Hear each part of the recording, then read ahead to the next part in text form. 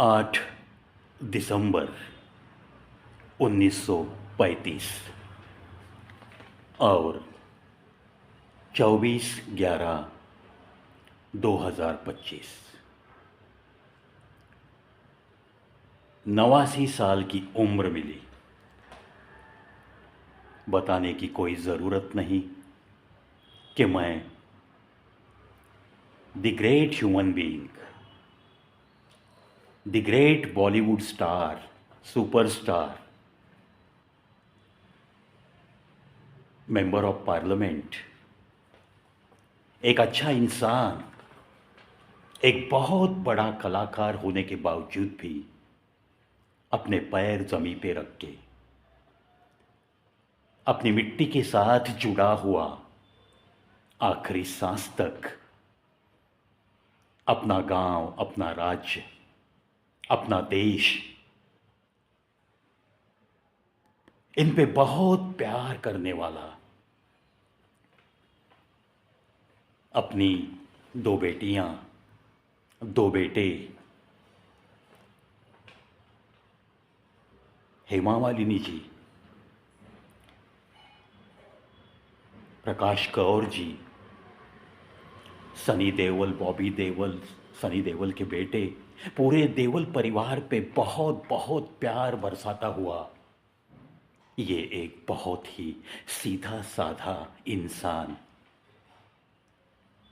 वैसे तो सुपरस्टार था कहते हुए भी मुझे हिचकिचाहट होती है, क्योंकि कुछ लोग ऐसे ही होते हैं जो जाकर भी कभी भी नहीं जाते। ऐसे लोगों में से ही मैं धर्मपाल जी को मानता हूं। नसराली, पंजाब का जन्म, फगवाड़ा एरिया, एक शिक्षक के बेटे थे वो। बड़े ही मध्यम वर्गीय परिवार से मुंबई में आकर कुछ करके दिखाया। अपने आखिरी दिनों में गए कितने सालों से वो अपने फार्म हाउस पे रहते थे, कितने सारे यूट्यूब पे उनके वीडियोस हैं। उनका वो कहने का अंदाज, वीडियो के आखिर में वो ऐसे ही अपनी 3 उंगलियां ऐसे होठों पे लाके लव यू, मस्त रहो, ऐसा कुछ दर्शकों को कहते थे, अपने फैंस के लिए बहुत सारा दिल में प्यार रखते हुए। चाहे मीडिया वाला हो या चाहे कोई आम इंसान हो, हर किसी के साथ उतने ही प्यार से रहने वाला, पूरी बॉलीवुड इंडस्ट्री में एक ज़माने का सबसे खूबसूरत, हैंडसम, ताकतवर और सबका दोस्त, हर किसी के काम के आने के लिए, किसी न किसी तरह से मदद के लिए दौड़ता हुआ, अक्सर मैं कोई बड़ा आदमी नहीं हूँ, मैं एक आम इंसान हूँ, ऐसे कहते कहते बिल्कुल वैसे ही बर्ताव करता हुआ ये सुपरस्टार अपनी ज़िंदगी को जी रहा था। जी है उन्होंने, सही मायने में ज़िंदगी का लुत्फ़ उठाया है। स्टारडम कभी उनके दिमाग में नहीं घुसा। सुपर डुपर हिट फिल्में देकर भी कभी कोई मुझे अवार्ड मिलना चाहिए ऐसी आशा अपेक्षा कभी नहीं रखी। बस काम करता रहा और कारवां बनता चला गया। कुछ भी नहीं थे, वहां से सफर की शुरुआत हुई थी। पिक्चर का बहुत शौक था, दिलीप कुमार के बहुत बड़े फैन थे। और एक दिन ऐसे भी होगा कि वही दिलीप कुमार एक स्टेज पर से कह रहे हैं कि मैं उस अल्लाह को कहूँगा कि अगर दोबारा जन्म देना है तो धर्मेंद्र जैसी पर्सनैलिटी देना, उनके जैसा व्यक्तित्व देना, उनके जैसा मुझे हैंडसम बनाना ये अल्लाह। देखो, एक ज़माने का सुपरस्टार हमारे धर्मेंद्र जी के बारे में क्या कुछ कह गया ना। यही तो बातें हैं, यही तो एक सच्ची कमाई थी धर्मेंद्र जी की। हालांकि 8 दिसंबर 2025 को वो 90 की उम्र में आते थे, लेकिन नियति को शायद ये मंजूर नहीं था। छीन लिया है नीति ने हम सब से एक अच्छे इंसान को, एक अच्छे कलाकार को, सुपरस्टार को। बॉलीवुड जिसे कभी भुला न सकेगी, ना ही ये भारतवासी कभी उन्हें भुला सकेंगे। ऐसे ही शख्स को इस नीति ने हमसे छीन लिया, इतना ही मैं कहूँगा। एक वीडियो मेरे देखने में आया दोस्तों, अनूप जलोटा जी, जो वो भी पंजाब से है, फगवाड़ा से है। जब भी कभी ये दोनों दोस्त मिलते थे तो पंजाब की बातें होती थी, बहुत अच्छी तरह से वक्त गुजरता था, ऐसा भी कहा अनूप जलोटा जी ने। एंकर ने उन्हें पूछा कि क्या कोई ख़ास बात, कोई ख़ास मुलाकात अपने दोस्त के साथ, कुछ यादगार किस्सा कुछ आप बताना चाहोगे? तो अनूप जलोटा ने कहा, क्या क्या बताऊं, बहुत सारे किस्से हैं, बहुत बार हम मिल चुके हैं। हेमा जी के बर्थडे पे भी मिले थे, तो बहुत सारी गांव की बातें निकली थी। कैसे वक्त गुजर गया पता ही नहीं चलता था। लेकिन सारी मुलाकातों में एक मुलाकात मुझे ज़रूर याद है। अनूप जलोटा कह रहे हैं, जबकि मैं दिल्ली जा रहा था, फर्स्ट क्लास से, रेल से जा रहा था, और फर्स्ट क्लास फर्स्ट में एक कूपे रहता है, सिर्फ 2 बर्थ रहते हैं। अनूप जलोटा बताते हैं कि मैं तो जाके बैठ गया कूपे में और सोचता रहा कि इस दूसरे बर्थ पे न जाने आज कौन आएगा, वो कैसा होगा, पता नहीं। इसी सोच में जब बैठा था तो मेरे कूपे में एक इंसान की एंट्री हो गई और मैं खुशी से पागल हो गया। वो दूसरा तीसरा कोई नहीं था, मेरा दोस्त धर्मेंद्र था। और एक ही कूपे में बम्बई से दिल्ली तक का वो सफ़र मैं ज़िंदगी भर नहीं भूल सकता। कितनी सादगी थी उस इंसान में, गले लगा लिया मुझे और फिर बस शुरू हो गया सिलसिला। गांव की बातें, इधर की बातें, उधर की बातें, इंडस्ट्री की बातें। और बाद में धर्मपाल जी ने कहा, अरे अनूप, चल कुछ गज़ल सुनाना।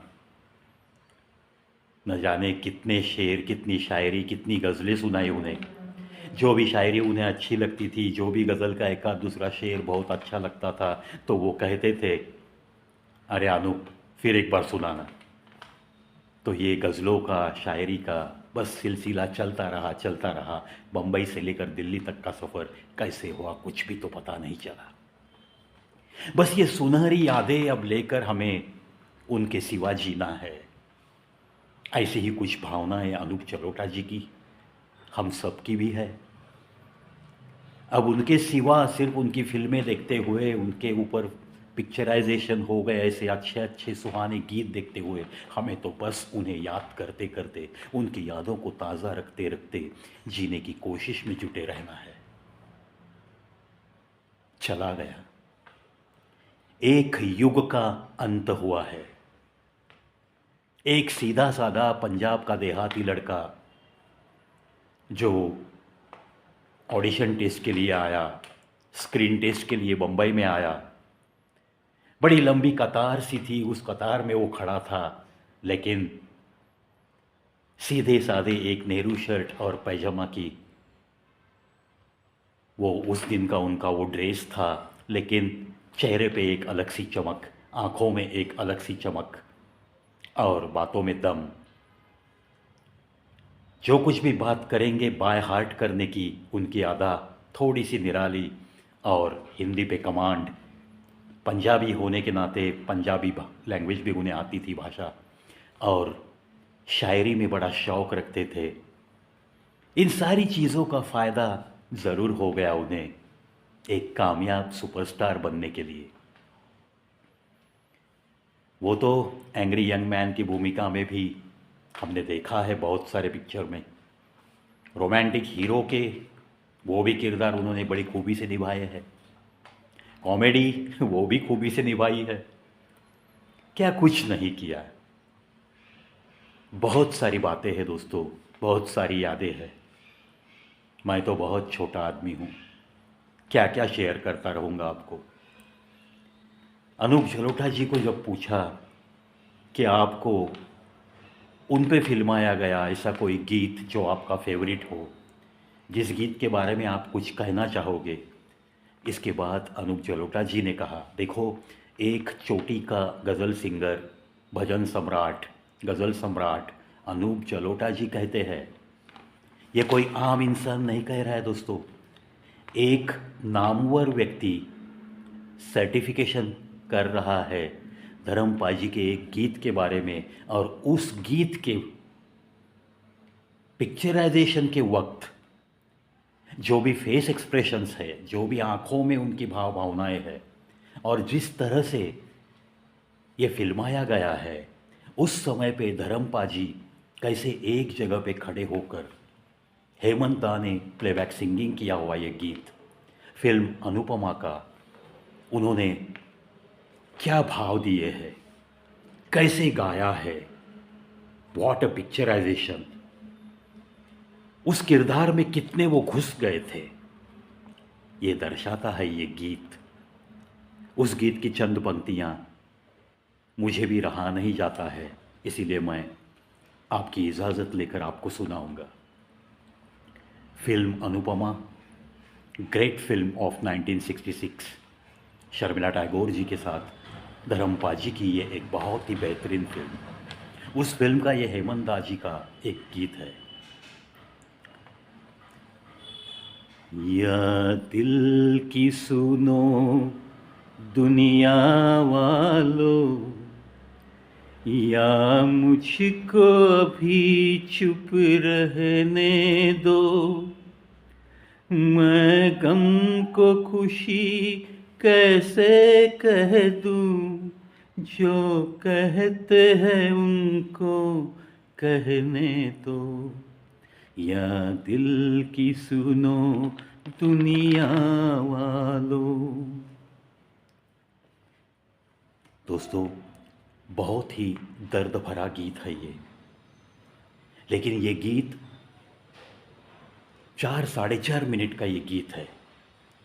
Very slow song, very silent music, और उसी प्रकार से धर्मपाल जी एक जगह पे ही खड़े हैं 4.5 मिनट तक उस किरदार में घुसते हुए। उस गीत को जब पिक्चराइजेशन हो रहा है उसी गीत का, तब पूरी तरह से वो किरदार निभाने की कोशिश, आंखों में भाव लेते हुए, चेहरे पे वो भाव दिखाते हुए धर्मपाल जी एक ही जगह पे खड़े हैं। So it is very difficult to shoot such type of song by standing on only one place. Definitely मैं वो किरदार जो निभाया है उन्होंने इस गीत के वक्त, इस गीत को फिल्माते हुए, जो भी डायरेक्टर ने उन्हें कहा है कि इस एंगल से आपको खड़े रहना है, तो 4.5 मिनट तक, और ऐसे लगता है मानो कि धर्मेंद्र खुद गा रहे हैं। इस गीत के भाव, इस गीत का अर्थ पूरी तरह से उनकी आंखों से झलकता है, चेहरे पे दिखता है। क्या लफ्ज़ है इस गीत के, और कुछ पंक्तियां मैं सुनाऊंगा। क्या दर्द किसी का लेगा कोई, क्या दर्द किसी का लेगा कोई, इतना तो किसी में दर्द नहीं, बहते हैं ये आंसू और बहे, अब ऐसी तसल्ली रहने दो, या दिल की सुनो दुनिया वालों। बहुत बेहतरीन। Totally 4 stanzas are there.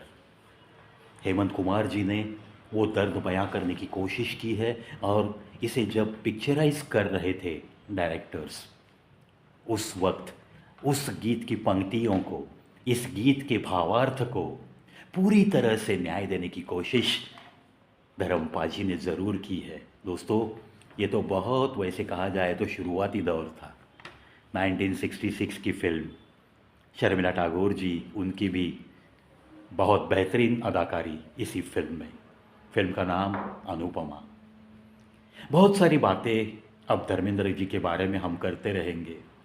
मुझे तो उनकी सादगी बड़ी पसंद आती है। इतनी चोटी पे पहुंचने के बाद भी पैर ज़मीं पे रखने वाले बहुत कम कलाकार होते हैं दोस्तों। कला की दुनिया में आज मैं भी तो नया नहीं हूँ। गए 25-30 साल से मैं एक छोटा ज़रूर कलाकार हूँ।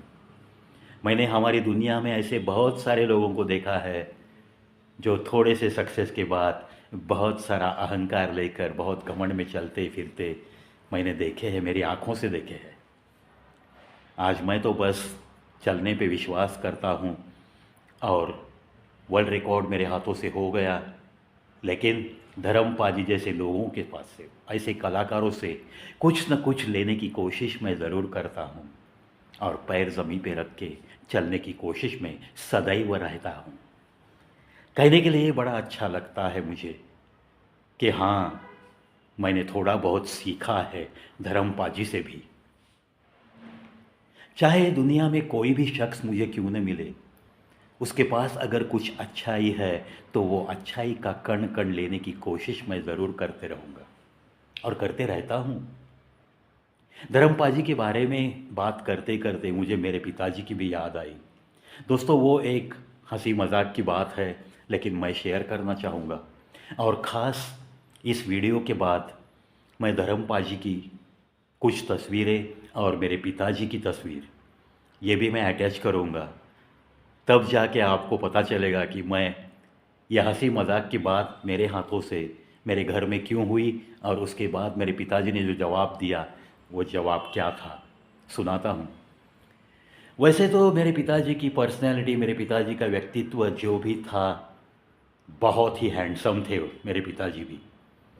तस्वीर तो मैं अटैच करूँगा अभी, उसके बाद आप भी बिल्कुल वही कहोगे जो मैंने अभी कहा है।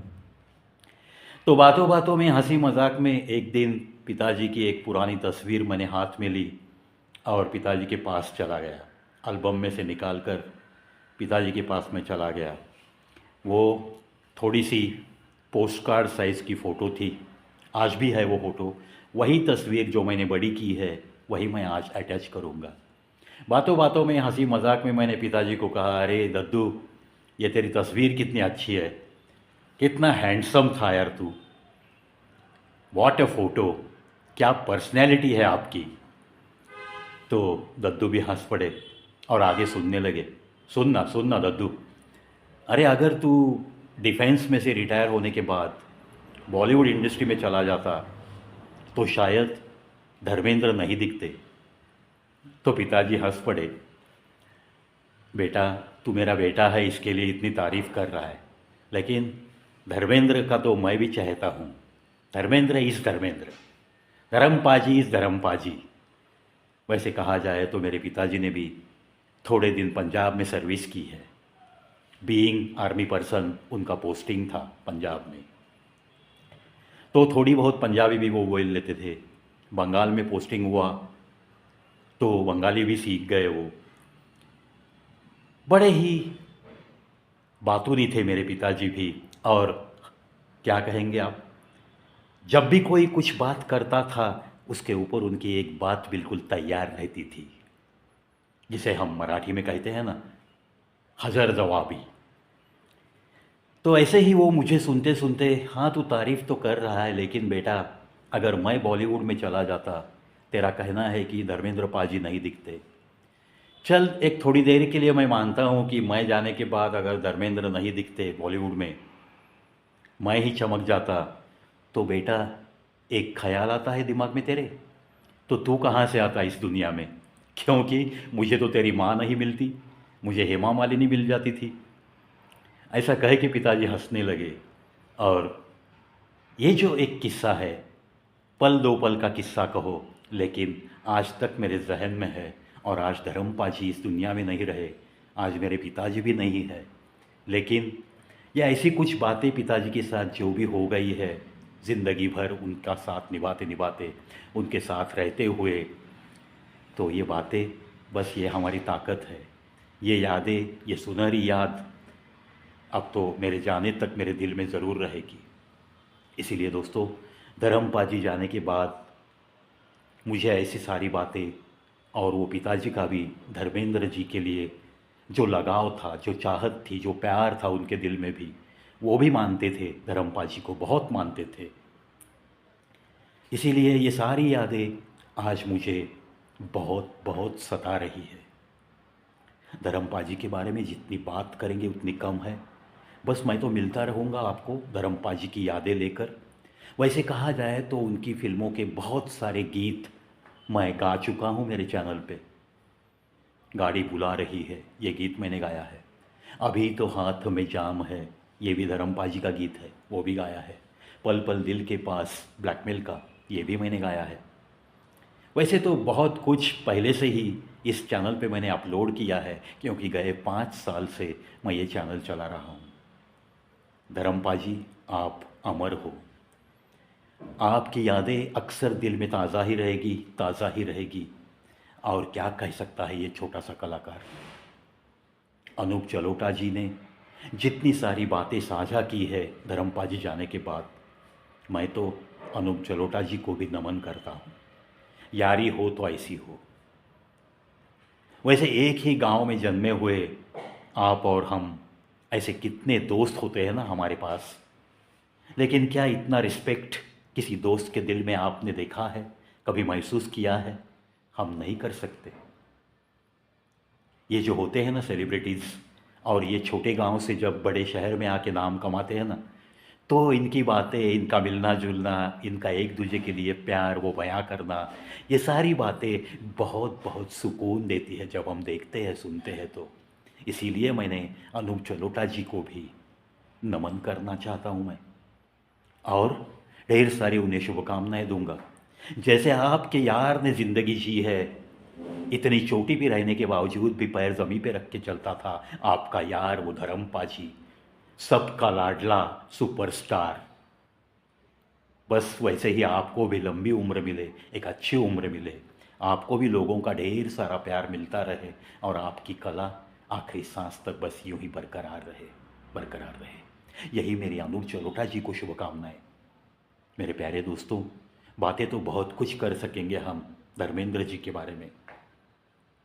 एक अच्छा पिता, एक अच्छा इंसान, एक अच्छा कलाकार, एक अच्छा देहाती, गांव से जुड़ा हुआ, मिट्टी से जुड़कर रहा ऐसा एक महान कलाकार, a versatile actor of Bollywood industry, the great man, सबसे खूबसूरत कलाकार, the great handsome Dharmendra ji, Dharampaji, अमर रहे, अमर रहे, अमर रहे। दोस्तों, मैंने जैसे कहा वैसे कुछ तस्वीरें मैं इस वीडियो को अटैच कर रहा हूँ। पूरा वीडियो देखना मत भूलिए दोस्तों, ये मेरा सम्मान नहीं है, एक महान हस्ती के लिए मैं ये विनती कर रहा हूँ। पूरा वीडियो देखिए, एक एक लफ्ज़ सुनिए, पल के आपकी शायद भीग सकती है, भीगेगी ज़रूर। यह है धर्मपाजी, और यह है मेरे माताजी पिताजी की तस्वीर। दोस्तों, गौर से देखो ये मेरे पिताजी की तस्वीर की तरफ। मेरे पिताजी भी बहुत हैंडसम थे। कहीं ना कहीं थोड़ी बहुत सिमिलरिटी ज़रूर आपको दिखेगी। पिताजी की भी यादों को तहे दिल से प्रवी का नमन, प्रवी का नमन।